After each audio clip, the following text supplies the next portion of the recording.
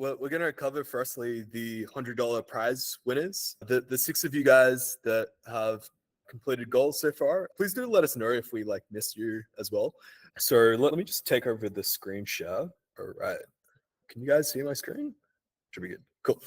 All right. So the first prize winner is Czech Plus Africa, and they've done some good research here on their first goal. So this looks pretty good. Tarini is the second prize winner, and Tarini's done some research on the travel industry, which is like pretty good as well. Clatrical with their problem research as well, analysis of Sam Altman and Bill Gates's investments over here. And then we have Aditya with your post on Medium, Aditya. We have Huzafa, hopefully I'm pronouncing your name correctly, with Cosmosis. And then we have Pritam with your research on the facial recognition stuff. That's like awesome stuff. And Pritam's made a whole website for all his posts with like building in public. So this is really good. Would encourage the rest of you guys to consider something similar. So you can show like a portfolio of like your work and all your learnings. Brian, you're like halfway there. I see you've been doing some like user interviews and you're halfway through. So maybe just write those up and we'll give you some feedback when you're ready as well. Also, John, it seems like you've done the research here, but I can't access this. So if you just share access, then you'll be well on your way as well. Those are the winners for this week. Awesome. So put your questions in chat and let's workshop. So you could ask anything you want or talk about like your biggest challenge that you're facing currently. Brian, remind me again what your product was and what you're asking in the interviews. Got it. Okay. My original assumption was to focus on student financing, but after 14 to 15 user interview, it seems that my original assumption is wrong. But the people that I'm interviewing, they're like diverse. So like I take like from people still in university, or if they graduate, they're a pretty fresh grad and it's their first job. So it's that like they have a bit of background difference. So is that recommendable, or is like just stick to like one probably like demographic, which is like people still in uni?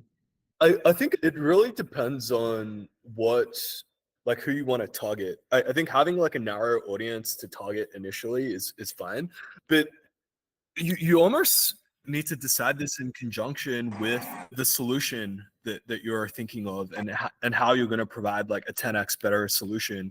So I would actually do the user last in the process in terms of I would try to develop a hypothesis around like what problem am I solving and how am I going to provide a 10x better solution by studying like all the competition. Mm-hmm. And then by talking to industry insiders.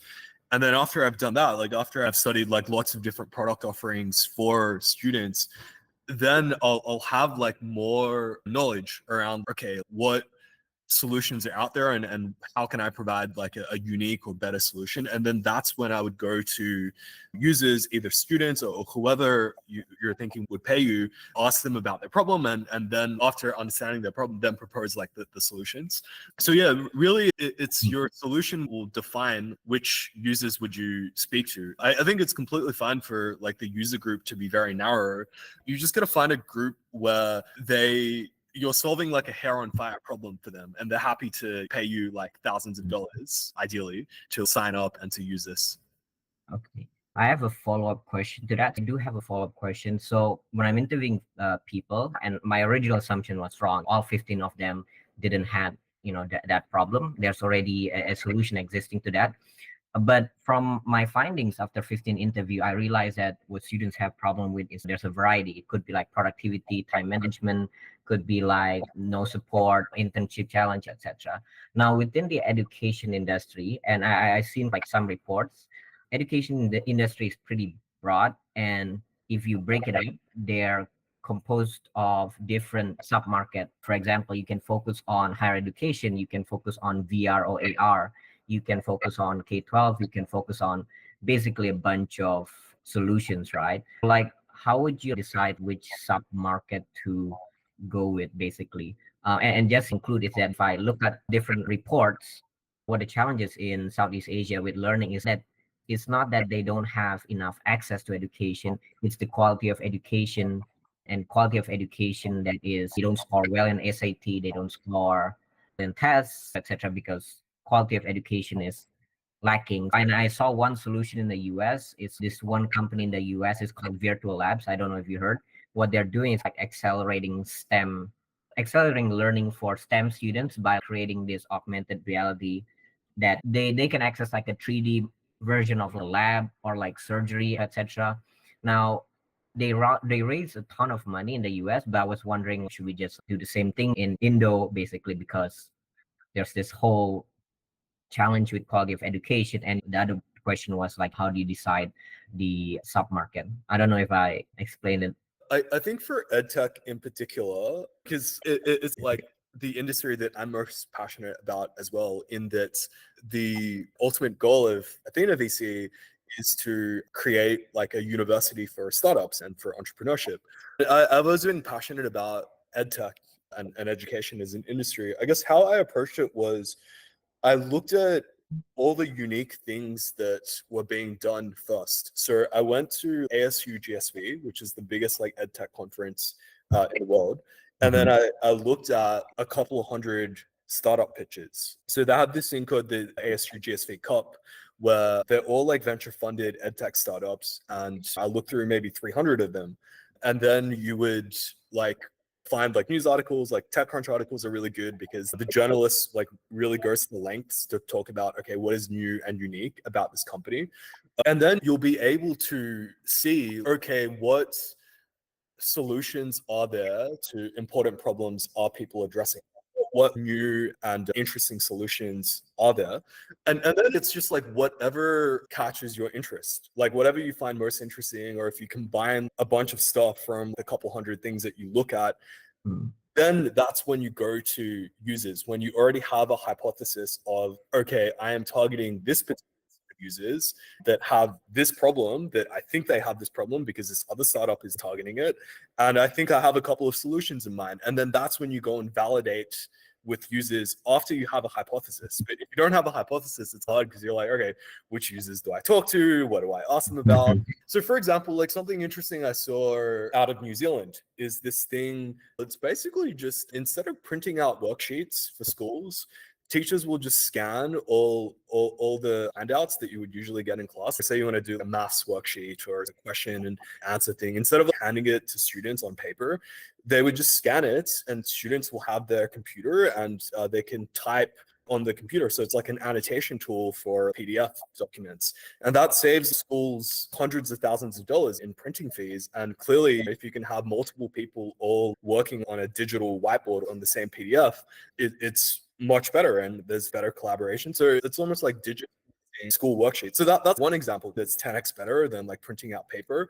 But if you see like a couple hundred of these, that's when you then go talk to users and you'd be like, oh, so tell me about, or in this case, it'll be teachers. It'll be like, okay, tell me about how do you hand out worksheets? Tell me about the printing costs about with your school. Tell me about, I don't know, if you like want to change a worksheet, what would you do? Or if you want to see like multiple students like sharing their answers so they can learn from each other, how would you facilitate that? So yeah, you almost should have a hypothesis first of what are you trying to address and why is your solution 10 times better? And then you do the user research. I guess you can start as well just by talking generally to users, be like, okay, like what do you think are the biggest problems with education?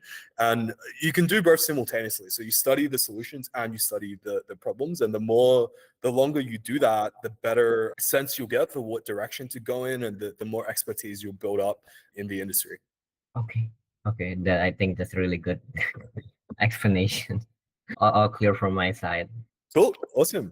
All right, Diego asks, deciding on a business model. Did you want to expand on that, Diego? Okay, Diego is not here. So asks, while researching on my idea, I found that it's possible to make a 10x better solution, but this solution basically consists of features that companies build standalone products on. So I got to think that it's really a 10x solution. Could you expand on this? Like what's your idea? Why is it 10 times better? And what industry? What's the current solutions?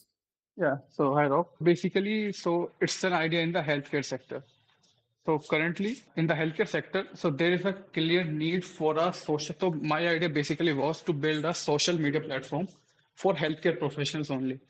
So in that sector, so there is a clear need for like how the healthcare professionals communicate each other, sharing information and analyze the information there. On international level, there are basically 2 to 3 companies that are basically the providing all the features that I was planning to do. So one is called Sermo, another one is Doximity, and another is Figure One. Okay, so let's talk about the Sermo one. So the Sermo offers, so the first thing they offer is only for verified physician. Like only those physicians who have registration number, they can use that platform. So the first missing point is it is not available to researchers who are in medical research field as well as the medical students there. So it is missing that point there. And what I found about is since I am not able to access the platform, it is for doctors only. So what I found is their basic model is basically they do paid surveys on the platform. So this is their monetization strategy. Okay, Second, from my understanding, you're saying that what you're considering building is there are features like this, but they exist on multiple separate products. And if you put them all together, would this be a 10x better solution? it's not that all like we have some new features on our own. Like for example, we have a drug inspection database there. So this feature is basically to analyze the medicines like drugs available in a particular region. So doctors or physicians can analyze, inspect the medicine for like they can research and they can review with their peers, right? And they can collaborate. Like we have a collaboration platform. So what 2 physicians can collaborate on a particular study there if they found something challenge in their real life. So we have some more unique features. Yeah, but like more of the features are available, but there is a very less, what we can say, So, not all the platform have same features there. so I think like the general answer is you have a 10x better solution if a customer is willing to hand you a check even before you have the product. If you explain your solution, it is such a painful problem for the customer that they're like, I am happy to pay you even before you have built the product so you can build the product so I can solve my problem. There's a class of problems where it is like that. It's so painful that people can be like, okay, so let's say when we're talking about like EdTech, right? Like with this annotation thing that saves schools hundreds of $1,000s on printing costs. This is in that class of problems. It can be like, hey, if I build this product, your school can save, I don't know, $500,000 on printing costs. Do you want to put down a $5,000 deposit so I can build this product? And when it's ready, we'll give it to you. This is easier when you're selling to businesses because they have budget and they're happy to sign a letter of intent that's non-committal, but they're saying, hey, if you provide this, we'll pay you X thousand dollars.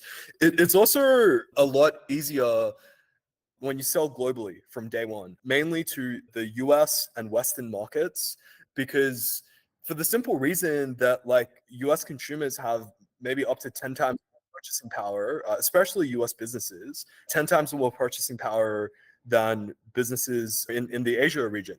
And you'll see that the most successful startups sell globally and they're the best globally. They're not just the best in their like particular country. It sounds more like if you're selling to consumers, it's a little bit harder because say if it's like a social network or something like that, where you're not charging immediately or consumers have like less money, really it's a function of like how excited are people to sign up for this product. And if you ask them about it, do their eyes light up? Are they like, hey, I'll sign up like 10 of my friends as well. This is really addressing a need. Or are they, oh yeah, I'll sign up, but it's like just out of politeness and then they don't actually mean it. And you can tell when you're talking to them. It's very easy to be disillusioned to be like, oh, okay, of course I have a 10x better product. Like our opinion as founders doesn't matter. What matters is a user's opinion. So are users like hounding you saying, oh, I absolutely need this in my life? If they're not, then you don't have a 10x better product. Continue to research, continue to talk to people in the space, continue to study companies, continue to read scientific research papers until you find something that has that factor about it. Yeah, that's what I'm thinking because in the consumer sector, it's very difficult to basically anything to build there. Especially when I do research on this one, I also find many companies there that build the platform, but they somehow struggled and they closed, shut down there. So maybe it's not better to basically go with No, I this mean, one. in consumer, there are like cases like that as well. If you release something and then 1,000 people sign up just because you posted about it on LinkedIn, then you probably know that there's something there. And that was the case for, let's say for Coinbase, when they're like, oh, hey, you can buy like cryptocurrency in the US and it's like secure and you won't get your money scammed. Or when Facebook just launched and they're like, hey, if you want to meet other people in Harvard and there's no directory for people, like Mark would have just posted that to his friends and immediately it was shared around and like his friends kept sharing it. And with that much effort, it just grew organically and got thousands of signups. So I think for consumer, that is the signal might be like, not only are so the first is like your users are excited, really excited to sign up and they refer their friends and the message like spreads. That's what you're going for. It's 20% better, 50% better. Yes, you can make a business work like that, but it's just going to be so much harder doing sales and doing marketing. Contact Out is one of those businesses where it's like, okay, there's 100 other prospecting tools and maybe Contact Out has better email data, but it's really hard to do sales and marketing because of that. And that's why after close to a decade working on Contact Out, we're close to 10 million revenue. Whereas if it is truly 10 times better, for example, the first prospecting tool that came out, like Zoom Info, where there was no other way to get emails or phone numbers before Zoom Info, they're at $1 billion in revenue because they were a 10x better solution. Whereas if you're following and you're doing something similar, you're not a 10x better solution. So therefore, it's like a lot harder to do sales, to do marketing, to do everything else. Yeah, thanks for your insight there. So like I have one follow-up there. So this is the idea I got suddenly. And I thought all the features there. So I thought this will be a very interesting idea to work with and like that. So once I started basically researching about that more, so I got to know about the reality check, like what we were thinking there is not always the case. Like it's already present there. So basically, what I want to, if we want to build something like like I'm working on the healthcare sector part. So how hard is to work on the sector something which is highly regulated there, just like healthcare. Since I have another solutions that I'm working on, the healthcare one, which but I feel like this is a very regulated one and everything needs to be built, needs a lot of taking approval time and that's all. So it will be a lot of basically challenges there.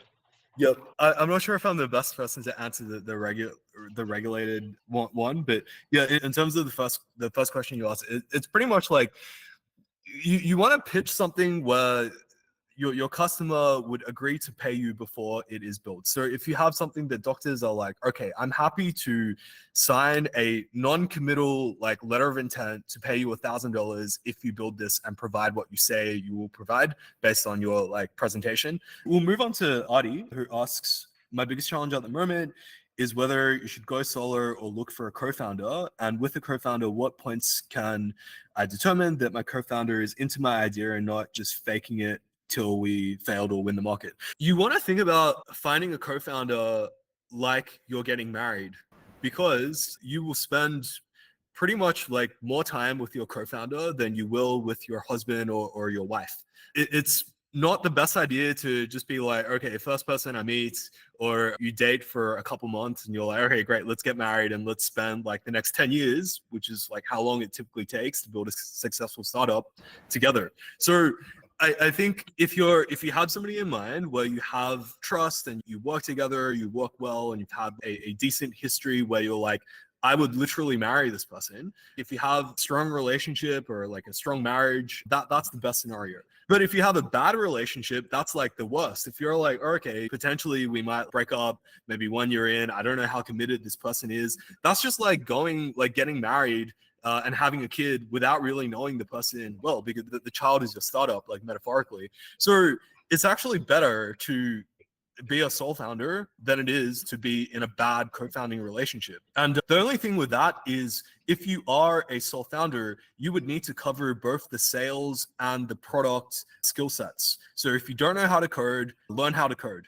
If you don't know how to sell and you don't know how to talk to users, then learn how to sell and learn how to talk to users. It's fairly straightforward to learn. You could do it within a couple months. But yeah, that's my thought on that. Did you have a follow-up? No, all my questions are clear. Just only one thing, just I need to find a co-founder or I go as a solo founder. Because if I see some videos on YouTube from YC, they are telling that if you are a tech co-founder, you must be learn how to sell. You don't need to go for marketing or any other co-founder. Yes. So yeah, I don't think you need a co-founder. If you're a tech guy, yeah, learn how to sell. Ash asks, Brian, how do you get users to interview? Just reach out on LinkedIn, email them, reach out on LinkedIn, hang out at a coffee shop, do whatever you need to. LinkedIn outreach is probably the easiest. Anton asks, I'm building a fintech lending solution. Yeah. I'm building a like lending solution. However, lending is like a big thing with license. Yeah. So for the MVP, I'm planning to basically provide a solution to accept payments from the for the micro business. Basically, with the solution that accepting payments, we can do like credit scoring to build the foundation of lending. Do you think when we talk to investor, should we explain the grand plan or just the MVP? That's the question. Probably the grand plan. So you talk about the grand plan first, and then you talk about what have you done. I think focus on talking about what is your unique insight. Like, why is what you're doing going to be 10x better than what users are currently doing? I wouldn't focus so much on how do you present this to investors. I would just be focused on exactly that. How are you going to be 10 times better for users, for the SMEs, than what they're currently doing? And if you know that really well, that's how your business is going to succeed. And that's what investors care about as well. Got it. Yeah, so the solution that we are building is basically probably not 10 times, but 5 times to reduce the scam. Yeah. So for in Indonesia, basically payment with QR tends to be scammed by the customers. Yeah. So our solution basically announce the nominal of payments and basically it simplify the checkings for the micro business. Yeah. However, the solution is quite simple, although it's like basically solving the real pains of the micro business. Yeah. However, it's too small. I don't know whether there is things like not VC backable. Yeah. Yeah, I'm thinking when we talk to the investor, should we explain just the solution, or is it okay just to explain the MVP because yeah, probably it's not VC backable. Yeah. So it's about providing a 10x better solution to a very big problem. And that's why it is good to think about how do you be global from day one? As in, if you want to provide a like anti-fraud solution or a payment solution, how do you not only provide a payment solution in Indonesia and be the best in Indonesia, but how do you be the best in the world? As in, how do you be better than Stripe? Because if you just target Indonesia, maybe the total market size might have the capacity for, if we take the top payment startups in Indonesia, it might be up to $1 billion. But if it's global, it's like 100 billion, 200 billion, even more, like $300 billion. So if the market size, if the opportunity is 300 times bigger, you can screw up 300 times more. So if you get 1% of the market and it's 300 billion market, you still have a $3 billion company, right? If it's a $1 billion market opportunity, you get 1% of the way there, you're only a $10 million company. And typically you will only get 1% of the way there because startups are just like bloody hard. So it's not just like, is this business VC backable, but it's like, how hard do you want to make your life? If you choose a really big problem, it's actually easier to succeed because you can succeed on a much larger scale and hence you can completely screw up and you'll still have some success. So I think I would think about it more that way in terms of how do I build a successful business, not how do I pitch the best to investors, because who cares about investors? You don't want to take more than you need. It's like taking drugs. There's always a cost. It's not like free. So you want to raise like as little as you can to build a profitable business. Got it. Thank you, Rob. Yep. Awesome. Ashfaq, did you want to ask more about like the how to get users to interview question, or perhaps like Brian, if you wanted to share like how you got users to interview as well? That I think that might be useful for the group. Yeah, no, you could know. For me, what really worked was the first one I reached out on the LinkedIn Premium, so that gave me more quota to DM people, and I usually like DM like people like 20 to 30 people a day. What I noticed was most successful is that people do not want you to get straight to the point immediately. People want you to, it's most successful if you ask them how their day is and you personalize the message, because that led them to accept the connection request. And if they don't accept the connection request, your message doesn't go through. And so the first objective is to get the connection request accepted, and then they say thank you, and then compliment their profile, set up a good rapport, and then just set up the time for the interview. And if they're a bit hesitant to do it, then buy a gift. Basically, what really worked for me was that I went to e-commerce platform and I bought gift cards and Netflix subscription and Udemy subscription for 1 month for them if they interview with me.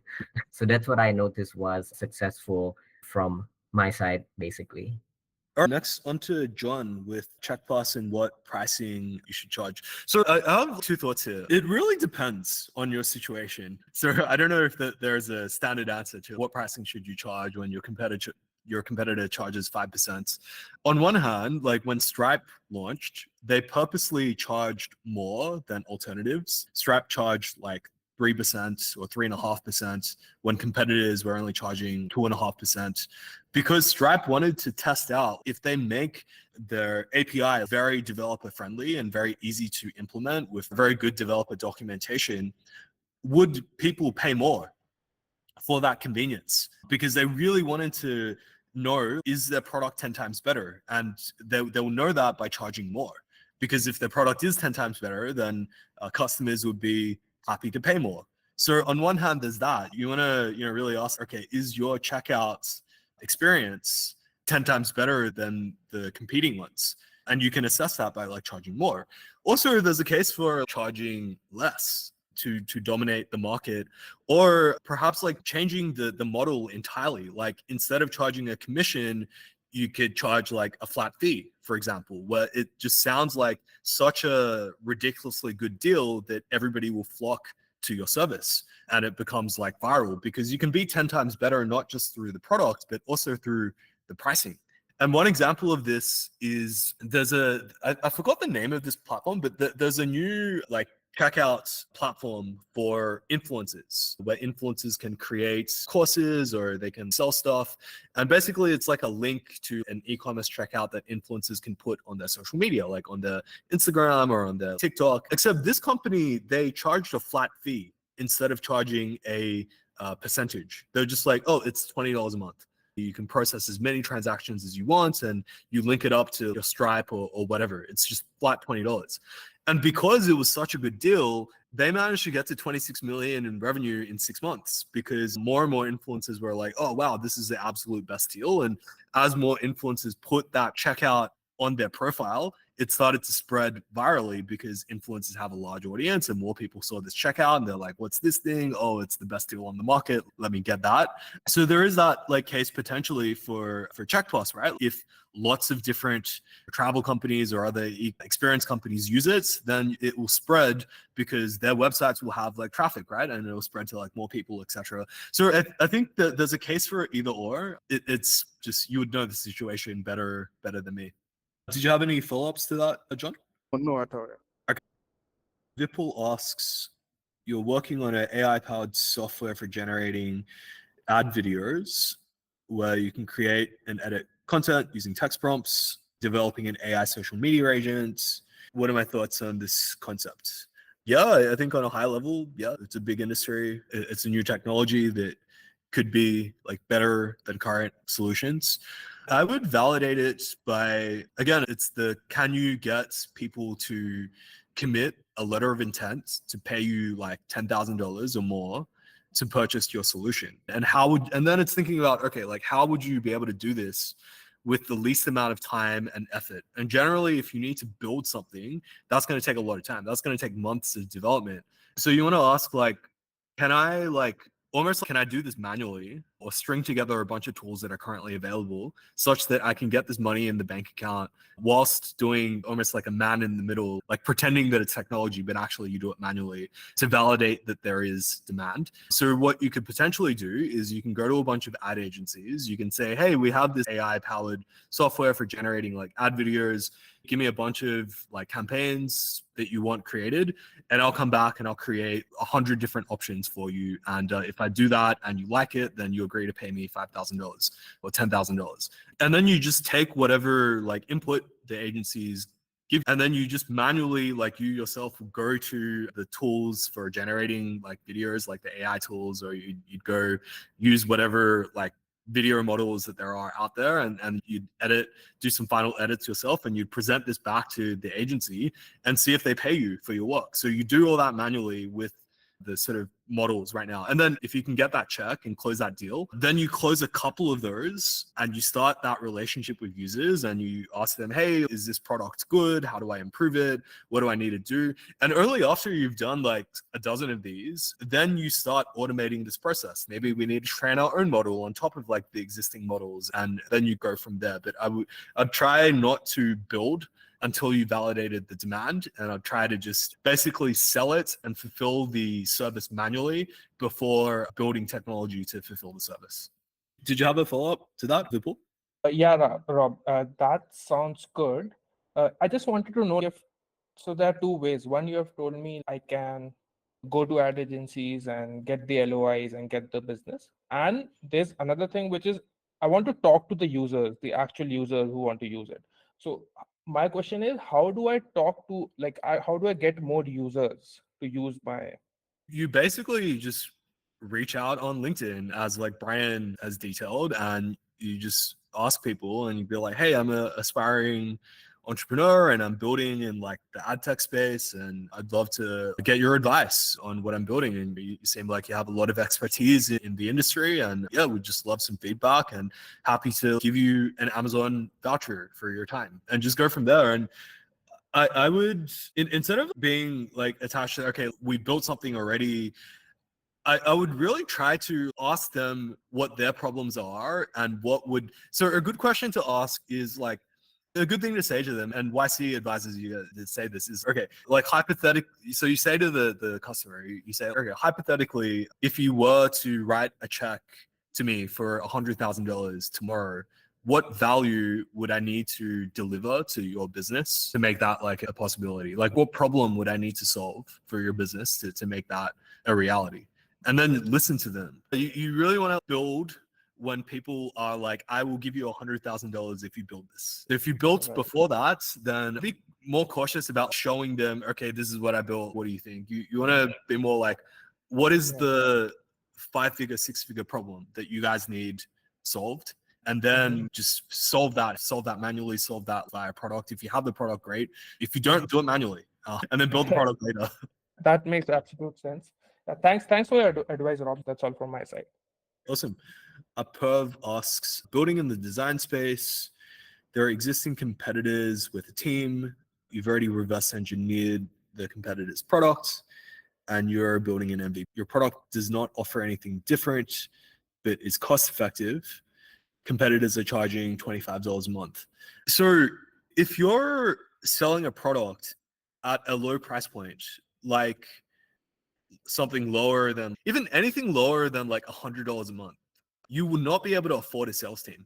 You got to do all this stuff. So then you need to be really good at distribution. You need to figure out a cheap and effective distribution channel, whether that is SEO, or whether you get really good at paid ads, or you get really good at social media, content marketing, and blogging. And that makes it quite difficult to succeed as a company. Or your product would need to go viral in a certain way. Yeah, maybe if you want to talk a bit more about your product, but I think that when the product is more expensive, if you can sell it for $10,000 or $100,000, that is also reflective of you are solving a more painful and more valuable problem for your user. And hence why it's like good to target global customers, like customers in the US, like businesses in the US. Whereas, yeah, if you have a consumer company, then really it needs to be so good that like people tell their friends and it goes viral. Otherwise, it's just very like difficult.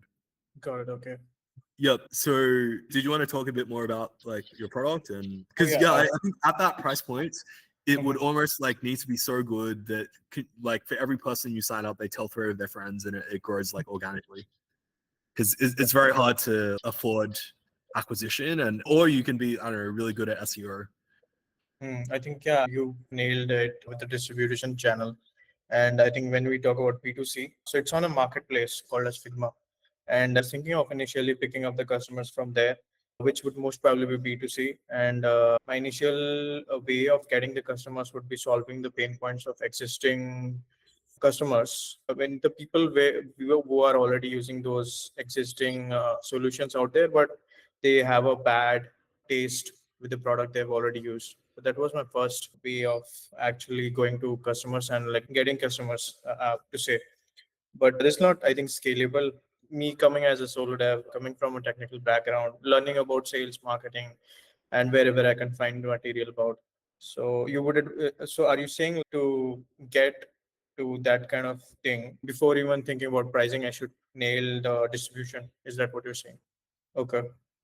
So two analogies come to mind. One was the example that I gave earlier of like the checkout products for influencers, where that has a natural like viral loop, right? Because influencers have a big following. So if you put a checkout product, like a checkout link on influencers bio, then that gets seen by hundreds of thousands of people or the influencers like audience. Second sort of story I'll share is I was fortunate enough to have the head of growth at Canva coach me for a year, and I met the Canva team when there were like 30 people. So a couple of things that Canva was a 10x better solution, because the alternative is like download, like pay a few $100s for like Photoshop and then spend like a couple weeks learning Photoshop, which most people, it was like too technical for them to learn. So Canva was just like, okay, for people that don't know how to design, you could just go straight to a website, don't have to download anything, and you can use it immediately.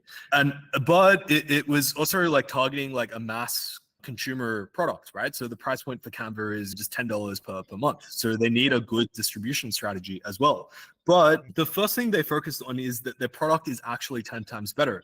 And they hired some of the best engineers in Australia. Like the guy that built Google Maps, that team was working on Canva. And yeah, it showed in the retention and in the word of mouth.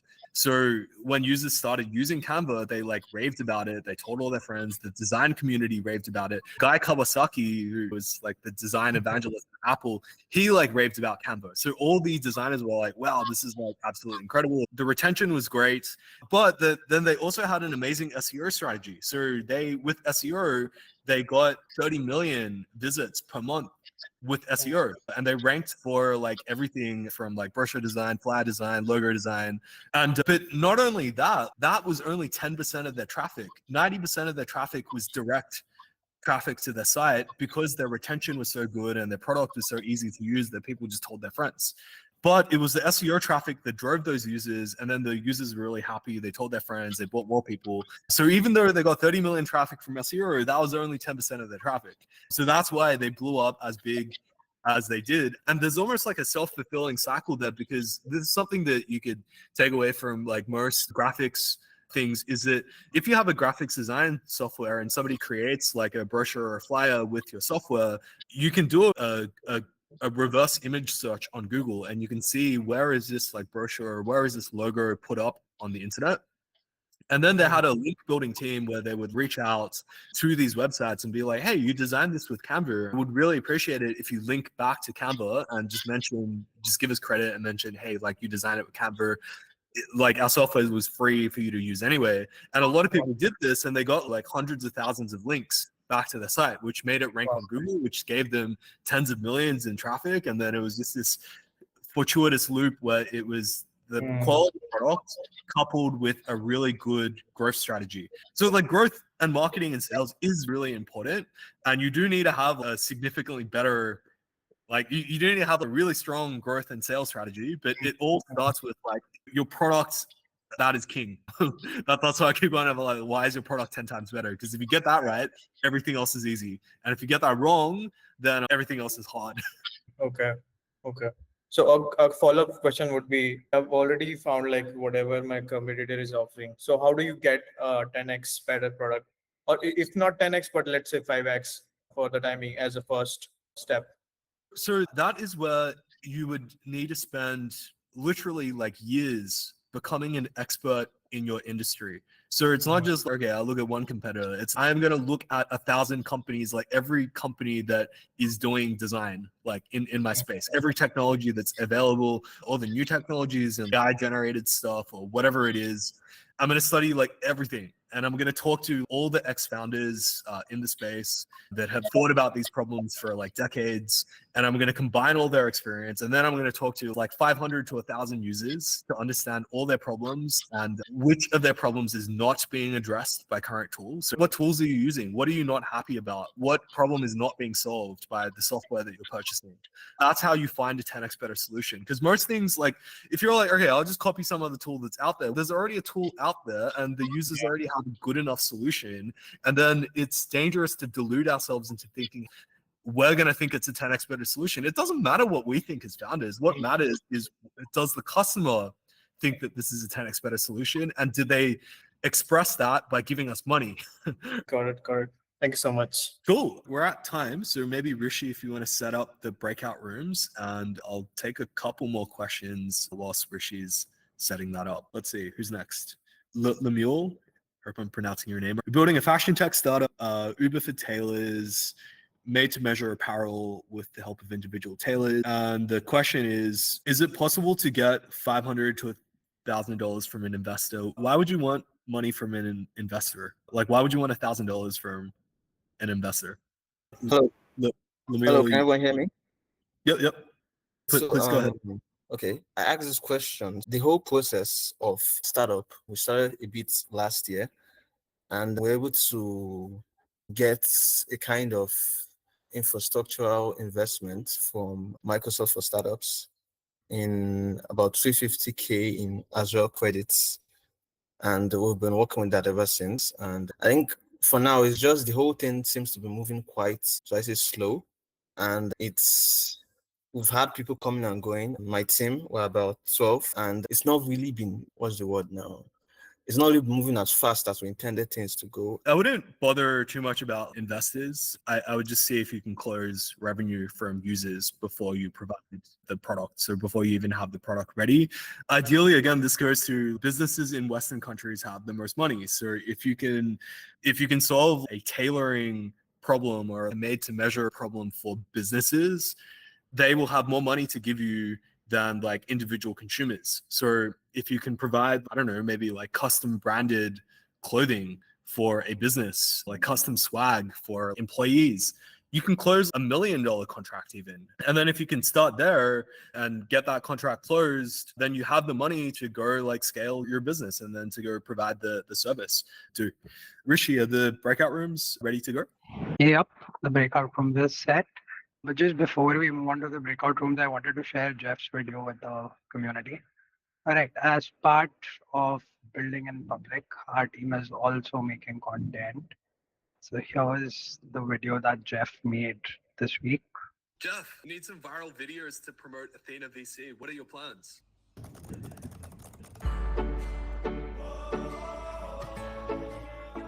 Oh, hey, did you ever want to make a company?